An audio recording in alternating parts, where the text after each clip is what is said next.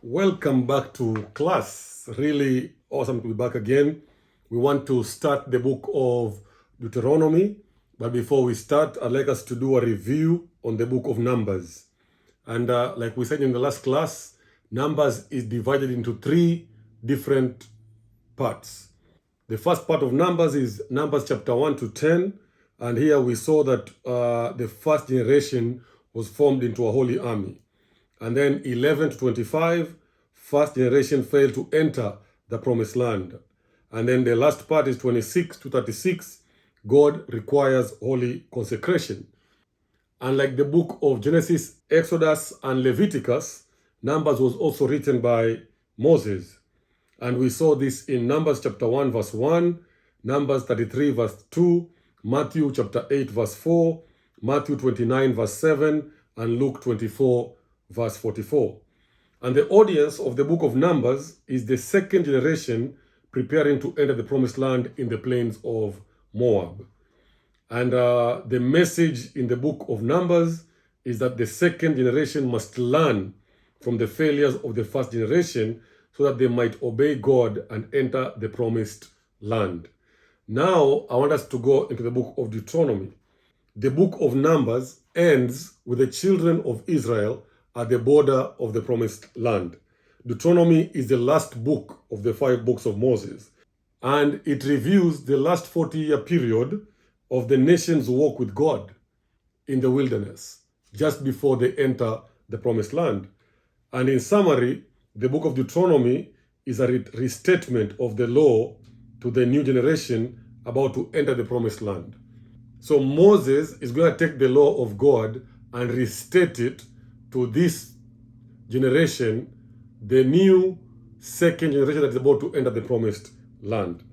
And the title of the book is Deuteronomy. But Deuteronomy is the English title that comes from a Latinized form of Greek translation. And so in that Greek translation, Deuteronomy means second law. And the purpose of Deuteronomy, just like I said a few minutes ago, is Moses retelling the teachings and the events of Exodus, Leviticus, and Numbers. It includes the extended review of the 10 commandments, as we will see in chapter 4, verse 44 to chapter 5, verse 33.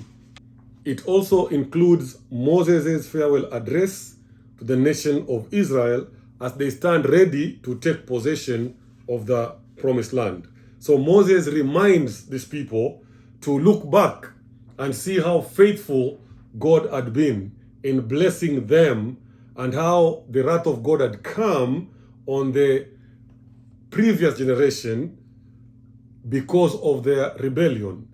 And as this new generation is about to enter the promised land, they have to think and to remember the goodness of God. And not only the goodness of God when they were obedient to him, but also the wrath of God that befell their fathers and the previous generation because of their rebellion. So as you look back, Moses is telling them, celebrate the blessing of the Lord, but also be aware of the wrath of God, and for you to avoid that wrath, keep the law.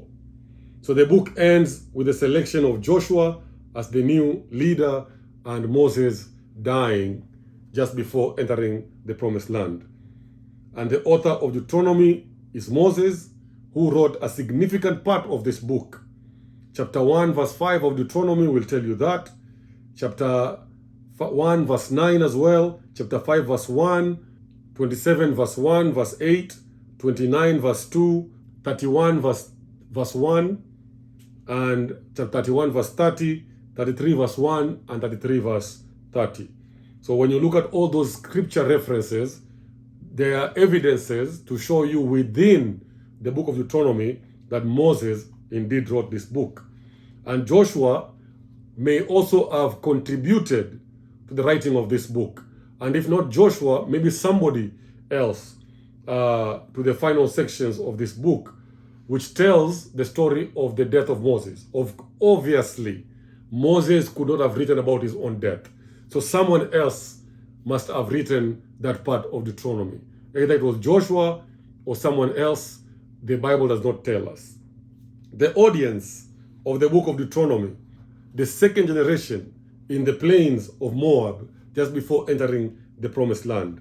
And the message in the book is that Israel must reaffirm and obey the Mosaic covenant under Joshua's leadership in order to inherit the promised land. And the book of Deuteronomy portrays God as king and reveals the way his people should live in covenant with him. If this God is king, then they have to obey him, because he is king, is given a covenant that they have to both keep. If they keep the covenant, they live in peace. If they break the covenant, then the wrath of the king comes upon them. Deuteronomy, like Numbers, is also divided into 3 different sections. Section 1 is chapter 1 to chapter 4, which talks about God's past faithfulness, looking back to see the faithfulness of God. And then chapter 5, 26, 19, God's present commandments. So not only looking at God's past, but in this next section, he looks at God's present commandments. And in this section, Moses will review the 10 commandments and the laws that they were given at the foot of Mount Sinai. And then the last part of Deuteronomy is 27 to 34, where it's God's prophetic promises. So under God's past faithfulness, we see that in chapter 1 verse 1 to 8, God is a covenant-keeping God. And then 9 to chapter 4, Israel should remember all that God has done. As they look into the past, they see the faithfulness of God and see everything that God had done. And then in the second part, where it talks about God's present commandments, is a review of the 10 commandments and the laws. And then the final part, 27 to 34, you can look at it in 2 sections, 27 to 30, where they're going to talk about the blessing, the curses, and the confirmation of God's covenant. And then Deuteronomy 31, 34, there will be the succession. Joshua becomes the new leader, and Moses dies. So I want to go about this book in a different way, different than the way that I went through the other books. Now, after giving you a quick review or a quick overview of the book of Deuteronomy, I want now to show you how the gospel is weaved into that book of Deuteronomy. But before I show you the gospel in the book of Deuteronomy, I want to give you an assignment. And maybe this is the part where you need to, as you watch this video, just pause it and look at the assignment and do them. And if you are in a classroom setting, you can divide yourself into groups, and each group can take one of these 4 assignments and do them during the classroom. If you are watching this video and you're alone, maybe you can do this with a spouse or a friend, or just by yourself. The first assignment is to read the book of Deuteronomy, chapter 1, verse 19 to 46, and look at the following in the passage. Identify the names of the people and the places in the passage. And then the second thing, whose idea was it for the people of Israel to spy on the land before taking it over? And then number C, what is God saying in this passage? And then D, what is the people's response to what God is saying? And what are the consequences of these responses? And then letter E, what does verse 23 show you about the leadership of Moses? And then F, did the children of Israel understand why God got them out of Egypt? Maybe in their heads they did, but not in their hearts. Or how are we like them in this regard? So that is assignment number 1. Assignment number 2 is to read the entire chapter 23 of the book of Deuteronomy and discuss the following questions. What is the assembly of the Lord? How does your knowledge of this affect the way you interpret verse 1 in Deuteronomy 23? Then letter B, How does the promise made to Abraham in Genesis 12 come to play in Genesis 27?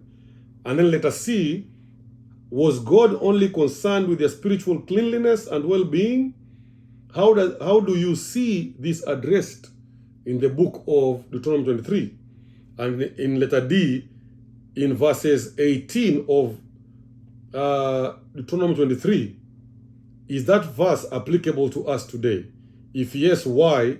Or if no, why not? And then letter E, how did God make sure that the people of Israel took care of each other according to this passage? And then number 3, assignment number 3 is to read Deuteronomy 28 verse 13. How have you heard this verse used before, and does it change your opinion of the verse reading it again in context? And then A, what do you immediately notice when you finish reading verse 13? How has that changed the way you will view scripture here on out? And then assignment number 4, read Deuteronomy 31 and discuss the following questions. So as you read the first 13 verses of Deuteronomy 31, I want you to discuss, as you see in this, what are the qualities of a great leader? And then number B, was Joshua an accidental leader? Did Joshua just happen by accident? If yes, why? And if no, why not? Then finally, C, if God knew that the people of Israel were going to sin, why did he not stop them? So I think those are things that I'd like for you to do as an assignment in this class.